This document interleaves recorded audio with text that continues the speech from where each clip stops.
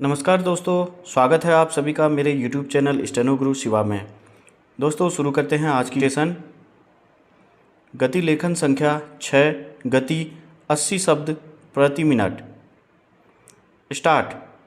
राष्ट्रीय जांच एजेंसी यानी NIA के स्थापना दिवस पर केंद्रीय गृह मंत्री अमित शाह का यह कहना उल्लेखनीय है कि वह मानवाधिकार संगठनों से कुछ मतभेद रखते हैं। उन्होंने स्पष्ट किया कि जब भी आतंकवाद के खिलाफ कार्रवाई होती है तब कुछ मानवाधिकार समूह उसके विरोध में आ जाते हैं।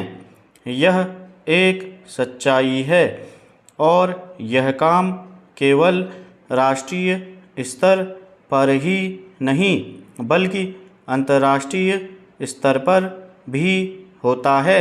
इसी कारण बीते दिनों विदेश मंत्री जयशंकर ने यह कहने में संकोच नहीं किया कि भारत भी अमेरिका में मानवाधिकारों के उल्लंघन पर नज़र बनाए हुए है।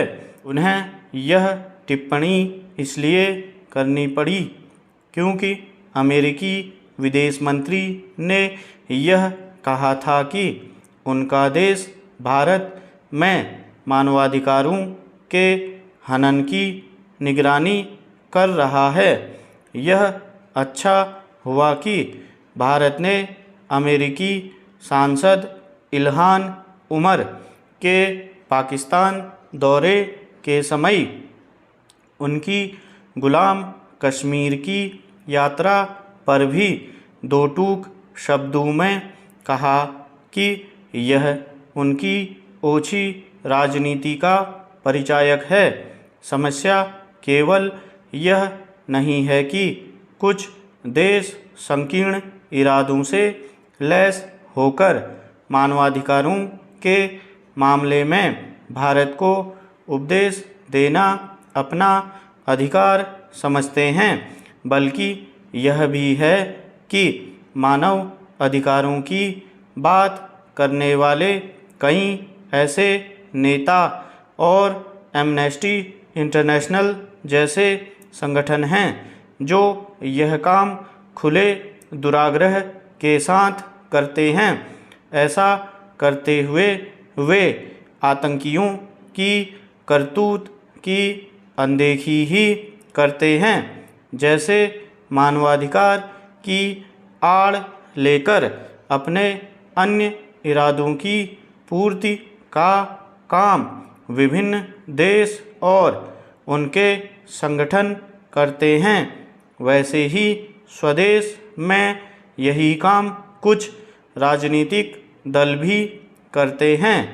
अपने देश में आतंकवाद का शायद ही कोई मामला ऐसा हो जिस पर छिछली राजनीति न की जाती हो। इस राजनीति का निकृष्ट रूप तब देखने को मिला था जब मुंबई हमले को RSS की साजिश बताने की कोशिश की गई। यह भी किसी से छिपा नहीं है कि किस तरह हिंदू संगठनों को लेकर लश्कर और जैश से भी अधिक खतरनाक बताया गया, या फिर बाटला हाउस मुठभेड़ को फर्जी बताने की होड़ लगी, अथवा आतंकियों के खिलाफ चल रहे मुकदमे वापस लेने की कोशिश की गई।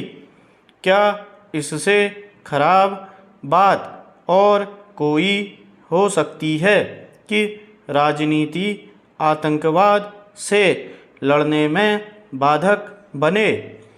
वोट बैंक की ताक में रहने वाली इस सस्ती राजनीति की अनदेखी कर आतंक और खासकर कश्मीर के आतंकवाद के खिलाफ अभी बहुत कुछ करने की आवश्यकता है।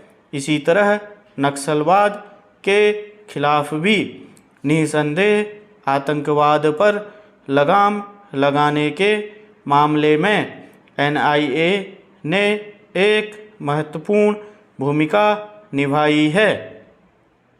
स्टॉप।